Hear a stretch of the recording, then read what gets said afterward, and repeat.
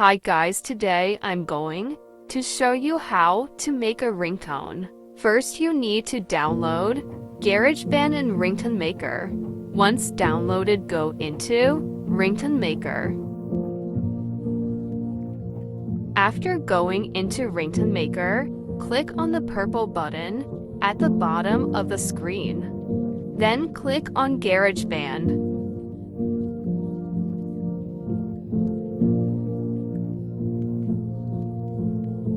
You will find your file that has the song on it already there as the last one made. After finding it, press and hold on the file until the share button pops up. Then click on share and click the button that says ringtone. After that, click continue. You can name it if you want.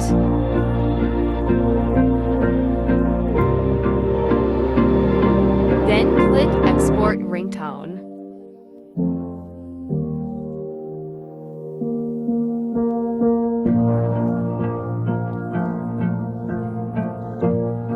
After that, you can go into Settings and change the ringtone. And that's how to make a ringtone.